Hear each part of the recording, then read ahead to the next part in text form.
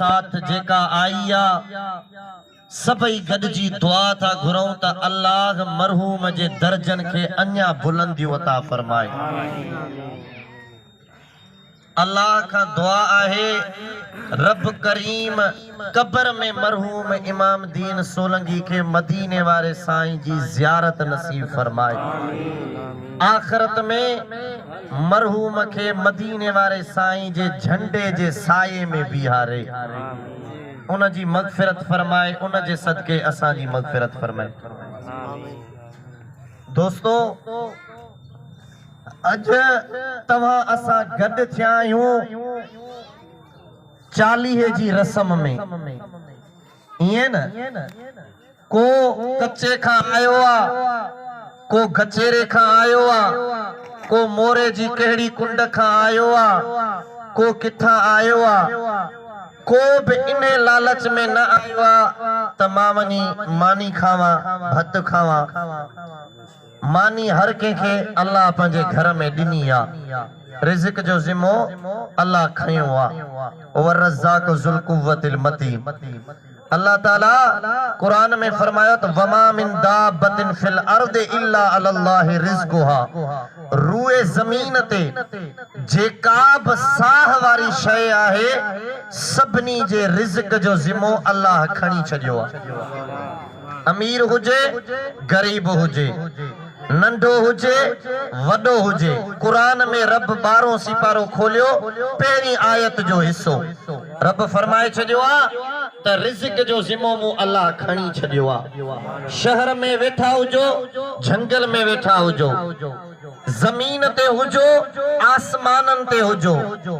ताके आसमानन ते भी मानी मिलंदी, रिज़्क मिलंदो। मां मदीना मुनव्वरा में वियसि त जहाज ते ता चढ़ियासीं अल्हम्दुलिल्लाह 2018 में 2 साल हाज़िरी नसीब थी है 2020 में, पर 2018 जी गाल तो कया। इता मुखे रोज़ो हुयो रमजानुल मुबारक जो तकरीबन 19 या 20 रोज़ो हुयो। जरमल आसमानन जे बुलंदियुन ते पहुतासीं त खुदा जो कसमा जिथे रोज़े खोलण जो टाइम थियो उते रिज़्क अची जहाज वारन आडो रखियो। जेॾमल इहो रिज़्क मुझे आडो रखियो वियो त पो कुरान जी आयत मुझे ज़हन में अची वई। वमा मिन दाबतिन फिल अर्दि इल्ला अल्लाहि रिज़्क़ुहा। रूए ज़मीन ते जेका बि साह वारी शय आहे सभिनी जो रिज़्क अल्लाह ते आहे। अब आहे या न? भली केॾो बि लॉकडाउन हुजे, केतिरा माण्हू वेठा आहियो, सॼे लॉकडाउन में तव्हांजी चुल्ह विसामी आ नाहे विसामी, तव्हांजो मानी जो गिरह बंद थियो आ, बराबर दुकान शहर गाॾियूं हुकूमत जे हथ में आहिनि, पर रिज़्क हुकूमत जे हथ में नाहे, रोज़ी हुकूमत जे हथ में नाहे, रिज़्क रोज़ी ॾियण वारो अल्लाह आहे। वो बुजुर्ग फरमायो आ न, सर में पखी हेकड़ो मथस मारी लख, जे रब जी अथस रख त सर में घुमे सर हो। अज मरहूम इमाम दीन सोलंगी जे 40 में शरीक थिया आहियूं। ओ मिठा मदीने वाले साईं फरमायो आ तव्हां पंहिंजे औलाद के अहिड़ी तरबियत ॾियो, उनखे कुरान जी तालीम ॾियारियो, उनखे दीन जूं ॻाल्हियूं सेखारियो त तव्हां जे मरण खां पोइ उहो घटि में घटि तव्हां जले कुरान जी महफ़िल त सजाए। मरहूम इमाम दीन सोलंगी पान नेक हुयो, चेहरे ते सुहारी हुयसि ऐं मथो ढकियल हूंदो हुयसि। मां शाहिद आहियां इन ॻाल्हि जो। तव्हां खे ख़बर आहे सब अज़ीज़ करीब वेठा आहियो से मां इन ॻाल्हि जो शाहिद आहियां निमाज़ी हुयो ड्यूटी कंदो हुयो पर जॾहिं बि ॻोठ ईंदो हुयो त निमाज़ अदा कंदो हुयो पोइ कॾहिं मस्जिद में या कॾहिं घर में पंहिंजे औलाद खे बि अहिड़ी तरबियत ॾेई वियो अदे सिंगार अली सोलंकी खे जो हिन खे अहिड़ी तरबियत ॾेई वियो जो उन जे मरण खां पोइ 40 जी महफ़िल में हिन कुरान पढ़ायो आहे न त मानी करे हा माण्हू खाई हलिया वञनि हा पर इते तव्हां जेको सुभान अल्लाह चओ था इन सुभान अल्लाह जो अजुर सवाब तव्हां खे त मिलंदो पर रब मरहूम खे कब्र में भी अता फरमाईंदो कुरान जी तिलावत थई मदीने वारे साईं जी सनाखानी थई तव्हां त पंहिंजो टाइम ॾिनो आहे पर मरहूम जूं नज़रूं अॼु हिन मजमे जे मथां आहे त को सोलंकी आ को किथां आयो आ को किथां आयो आ अॼु मरहूम ॾिसी रहियो आ त कहिड़ा मुंहिंजे 40 जी रस्म में शरीक थिया आहिनि ओ मिठा इन मां इबरत पिरायो असांखे बि हलणो आहे असांखे बि मरणो आहे अमीर हुजे या गरीब हुजे नंढो हुजे या वॾो हुजे पढ़ियल हुजे या अनपढ़ियल हुजे पर मौत हर इंसान जे मथां अचणो आहे हिकिड़े ॾींहुं मरणो आहे तुंहिंजो अबो काॾे हलियो वियो ओ मिठा काल इमाम दीन सोलंकी तोसां गॾु वेठो हूंदो तोसां गॾु कचहरी बि कई हूंदई तोसां गॾु मानी जो गिरह बि खाधो हूंदई पंहिंजे न्याणियुनि वारो हुयो न्याणियुनि सां वेठो हूंदो पंहिंजे मिटनि माइटनि सां वेठो हूंदो पर अॼु उहो जुदा थी वियो जॾहिं उहो जुदा थियो त असांजे अखियुनि में लुड़क अची विया को पियो चवे इमाम दीन सोलंकी खे त असांजो अबो असां खां विछड़ी वियो आहे को पियो चवे त असांजो बाबो असां खां विछड़ी वियो आहे को पियो चवे त असांजो भाउ असां खां विछड़ी वियो आहे धीअरूं पियो चवनि त ओ बाबा असांखे छोरो छिनो करे वे पुटड़ा चवनि पिया त ओ बाबा असांखे छोरो छिनो करे वे भाइर पिया चवनि अदा तू त ड्यूटी ते वेंदे हे पर जॾहिं वापसि ईंदो हुए त असांजो ज़िक्र कंदो हुए ईद ते त असां सां मिलंदो हुए सोट मारोट फुफाट चवनि पिया त ओ अदा इमाम दीन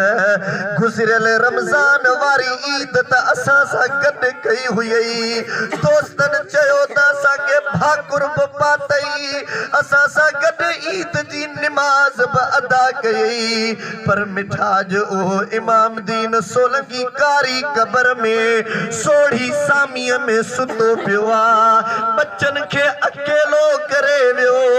घर वारी खे बेवाह करे वियो न्याणियुनि खे यतीम करे वियो भाइरनि जी चेल जो संदरो टुटी पियो मिट माइट जी इहा दुआ था घुरनि अल्लाह इमाम दीन जो असांखे दीदार करा पर जेका शइ वरी वई हली उहा वापसि न वरंदी ओ मिठा तू पंहिंजी ज़िंदगी ते गौर कर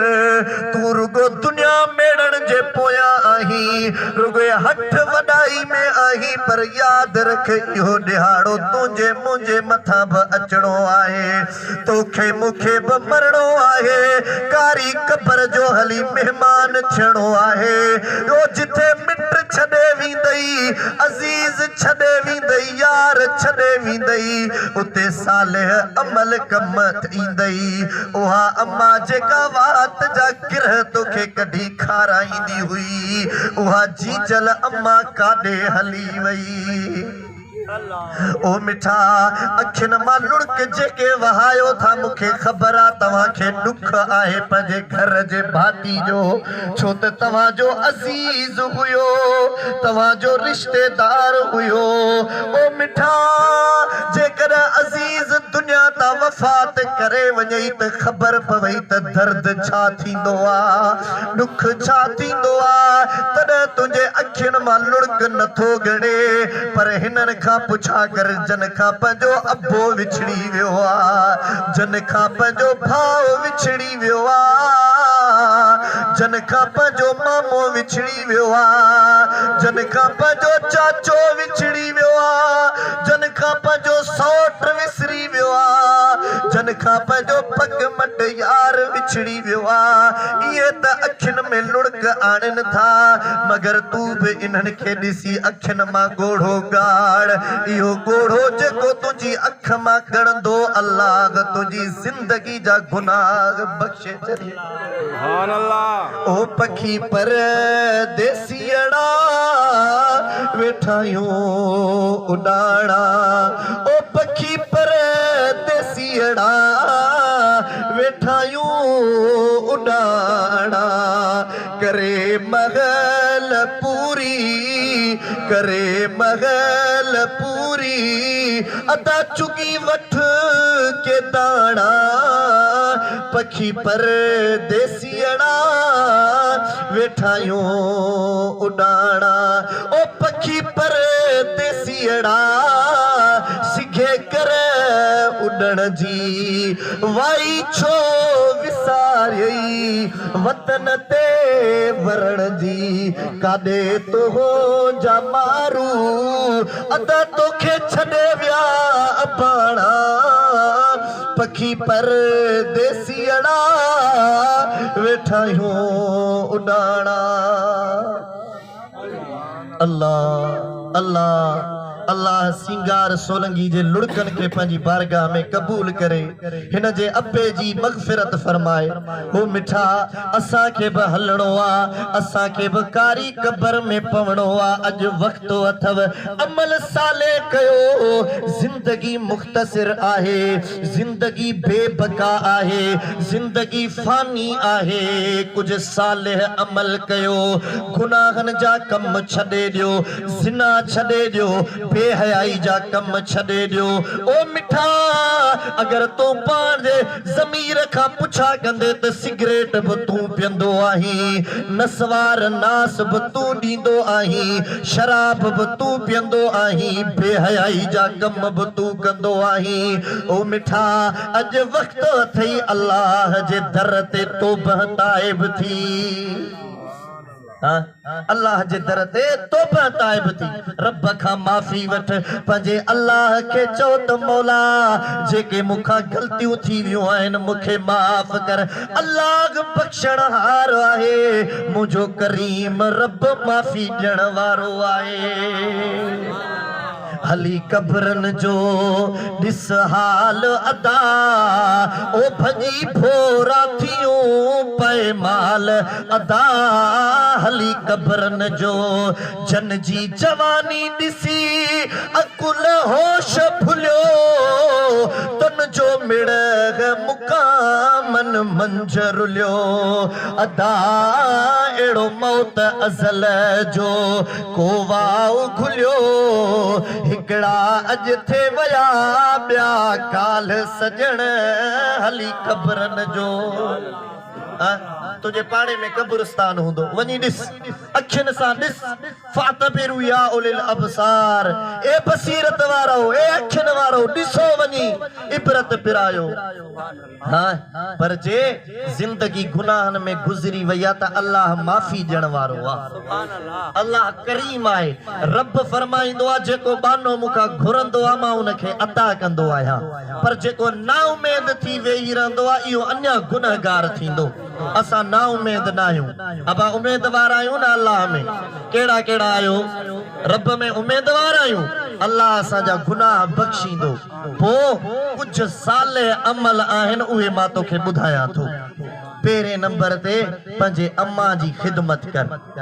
पंजे बाबे जी खिदमत कर। दिस सिंगार सोलंगी खा अब्बो विछड़ी वियो, मता तोखा भी तुंहिंजो अब्बो विछड़ी वने। जे अब्बो हयात तई तो तू भागन वारो आही, वडे बख्त वारो आही। जे रब जो अब्बो बाबो हयात तई तू वडे बख्त वारो आही। ओ मिठा उन अब्बे जो अदब कर। मदीने वारे साईं फरमायो आ त जेको अब्बे जी घर वेठे ज़ियारत करे इनके बि हज जी उम्रे जो सवाब मिलंदो। मदीने वारे साईं फरमायो आ त जीजल माओ जे कदमन जे हेठा जन्नत आहे। माओ जी पेशानी के जेको चुमी दींदो उन जण त जन्नत जे दरवाजे के चुमी दी। हाँ वो अब्बे जी खिदमत कयो, कुराड़े पीए के रंजायो न। कंदे जे पीए जी तू खिदमत पो खबर तई छा थींदे, सदा भाऊ सुखियो हूंदे। अब्बो राज़ी त रब राज़ी, दुखियो ना ॾींहं तो ॾिसंदे। ॾिसण बाबे जे चेहरे खे अजुर हिक हज जो आहे। पीउ कुराड़ो थींदो आहे, तू तंग थींदो आहीं। पीउ सां तेज ॻाल्हाईंदो आहीं, उनखे घटि वधि लफ़्ज़ ॻाल्हाईंदो आहीं, छो जो तू जवान आहीं। चवीं तो हाणे मां वॾो थी वियो आहियां। पर मिठा ॾिसण बाबे जे चेहरे खे अजुर हिक हज जो आहे। अबे खे 100 दफ़ा ॾिसंदे अजुर 100 हजन जो लहंदे। वठी नालो न सॾ उनखे, न कर उन ॾे पुठी प्यारा। अब्बो हयात तई त अब्बे खे पुठी भी न दे, अब्बे खे पुठी न दे। अब्बो साम्हूं वेठो आहे त पैर उघाड़ा अॻियां करे न वे। अब्बे सां गॾु रस्ते ते हलींदो त उन जे आॾो न हल। इहो अब्बे जो अदब आहे। अब्बे खे जन रंजायो हो, वॾी ज़िल्लत में पइजी विया। हूंदे ख़ुश हर जगह जानी, अब्बे खे जे रिझाईंदे। खुदा जो खौफ कर भाऊ, अमड़ के छो इज़ाई थो। जी जल माओ सा प्यार कर, जी जल माओ सा मोहब्बत कर। जे अमड़ जिंद अथई त अमड़ जे कदमन के चुमियूं दे, अमड़ जे हथन के चुमियूं दे। अमड़ सा सुठे तरीके सा पेश अच। जे अमड़ वफात करे भैया अज बि वञ कब्र ते, अमड़ जे हक में दुआऊं घुर। अमड़ जी कब्र के वञी चुमी दे, अमड़ तुंहिंजे लाइ कब्र में भी दुआ रहंदी। है खुदा जो खौफ कर भाऊ, अमड़ खे छो इज़ाई थो। पालियाई प्यार मां तोखे, उन्हीअ खे छो ॾुखाई थो।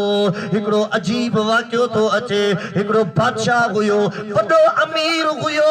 दुकाननि वारो हुयो, बाज़ारुनि वारो हुयो, बनी बारे वारो हुयो, पंहिंजी जायदाद मिल्कियत वारो हुयो। पर उनखे पंहिंजी मिल्कियत ते गुरूर हुयो। शाम जो वापस आयो, घर में ॾिठाई उनजी ज़ाल ऐं उनजी अमड़ पाण में विढ़ी रहियूं आहिनि, छेड़ो करे रहियूं आहिनि। हिन ज़ालिम छा कयो? हिनखे दौलत ते नाज़ हुयो, गुरूर हुयो। जिन महिल घर में आयो आहे, ज़ाल खे कुझु न चयाई, मगर जीजल अम्मा के थप्पड़ वहाए कढियाई। जीजल माउ जी दिल रंजाई। अल्लाह अल्लाह, कुछ टाइम गुजरियो, मां तो कुछ न चयो,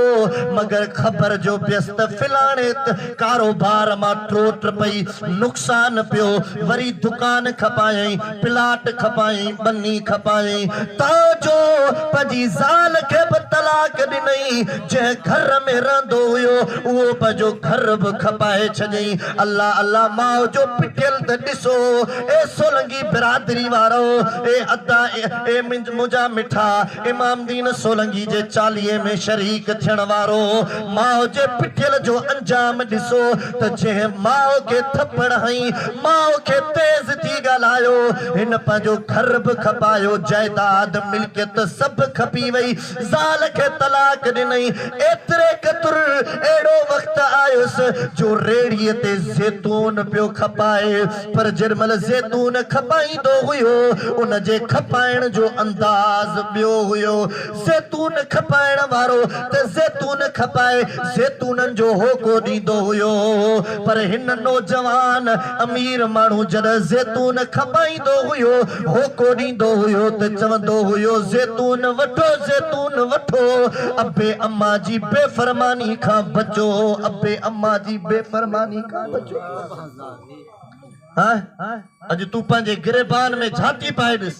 तू तो अबे अमर जो केतिरो कदुर कयो आहे तो जीजल माओ खे केतिरो राज़ी कयो आहे निमाज़ रोज़ो पिण चङो कम पर अञा ॿियो फहम जैसा पसण थिए पिरीअ जो जे अबो नाराज़ थई जीजल अम्मा नाराज़ थई तुंहिंजी दुआ कन्ननि खां मथे बि न चढ़ंदी जे अबो अम्मा नाराज़ थई तुंहिंजी निमाज़ बि क़बूल न थींदी जो हज रोज़ो बि क़बूल तॾहिं थींदो जॾहिं जीजल अम्मा खे राज़ी कंदे मदीने वारे साईं वटि हिकिड़ो साहबी आयो या रसूल अल्लाह इजाज़त ॾियो त जिहाद ते वञा इजाज़त ॾियो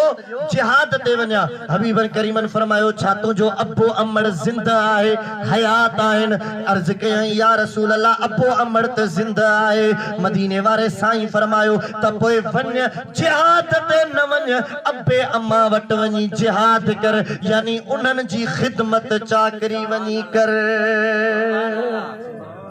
अबे अमड़ जी ख़िदमत करण जिहाद करण का भलो अमल आहे ऐं असांजे मदीने वारे साईं असांखे तालीम ॾिनी आहे असांजो उहो मदीने वारो घोट जंहिं महबूब जो मिसल ऐं मिसाल न आयो आहे न दुनिया ते ईंदो मदीने वारो साईं अहिड़ो त कुर्बदार नबी असांखे मिलियो आहे जो तोखे हिते कंटो पेर में लॻे मदीने वारे खे ख़बर पवे त मुंहिंजे मोरे वारे उम्मती के कंडो पेर में लगो उन नबीअ सां मोहब्बत रखंदे त अबे अम्मा जी सुञाण हासिल थींदई उन नबीअ सां प्यार रख उन नबीअ सां इश्क रख उन नबीअ खे पंहिंजी दिल ॾेई छॾ ऐं हरदम चओ त या रसूल अल्लाह अव्हां राज़ी थियो उम्मतीअ खे कंडो पेरन में लगे मुझे साईं खे थी खबर पवे ओ सॾ कर त सजण जीअ जीअ चवे क़ुरान में अहिड़ो इशारा जेको सारे जग जो सहारो वो खोट मदीने वारो ॿिया सब दर विसार दर वठ पंहिंजे पिरीअ जो अल्हम्दुलिल्लाह ए सिंगार सोलंगी फ़कीरनि जी सोबत में मदीने वारे साईं जे गुलामनि जी सोबत में आहे हुयो तॾहिं अॼु इमाम दीन सोलंगी मरहूम जी 240 जी महफ़िल कहिड़ी थी आहे न त आम माण्हू नंगर विराइण बि सवाब आहे ख़ैरात करे छॾींदो आहे पर ही महफ़िल उहा महफ़िल आहे जंहिंमें क़ुरान पढ़ियो वियो मदीने वारे साईं जी सना कई वई अबे अमड़ जो शान ॿुधायो वियो ऐं वॾी ॻाल्हि तव्हां बि ख़ैरात इन में कई नात खानन जी जेका तव्हां ख़िदमत कई इन जो अजर ऐं सवाब बि मरहूम इमाम दीन सोलंगी खे मिलियो आहे मरहूम खे ख़बर पवंदी त मुंहिंजे दोस्तनि बि मुंहिंजी ख़ैरात में हिसो ॾिनो आहे ओ मुंहिंजा अदा त पोइ नेकी जा कम कर निमाज़ पढ़ ज़िक्र कर अल्लाह जे महबूब मदीने वारे साईं सां मोहब्बत रख दुनिया में बि तुंहिंजा बेड़ा पार थींदा आख़िरत में बि तुंहिंजा बेड़ा पार थींदा पर इहा मोहब्बत इया सोबत इयो कुर्ब तदा नसीब थींदो जदा तू मोहब्बत वारन सा गड जंदे।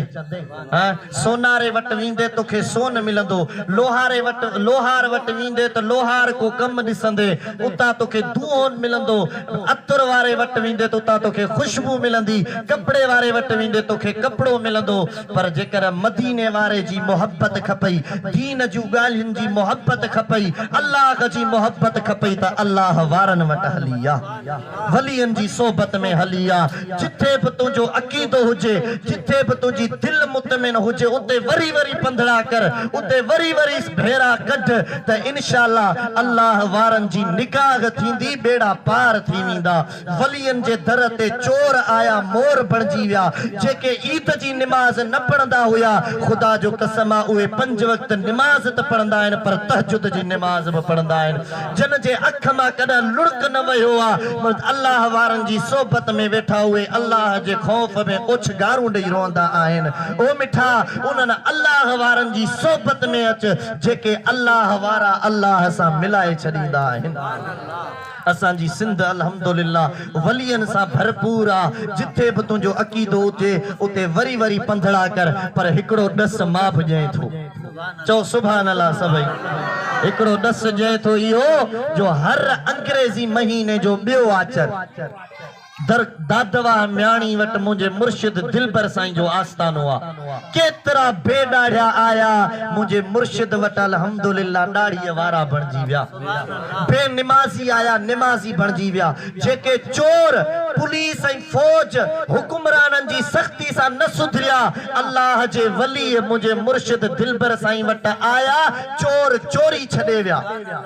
जेके चवन पिया त साईं असां नशो छॾींदासीं, हेरोन छॾींदासीं, सिगरेट ऐं नसवार नास ऐं शराब छॾींदासीं, असां मरी वेंदासीं, मुंहिंजे पीर दिलबर साईं जे आस्थाने ते आया, सिर्फ़ फोटा खणी आया। दिलबर साईं उन्हनि खे पढ़ी ॾिना, अल्हम्दुलिल्लाह उहे नशो छॾे विया।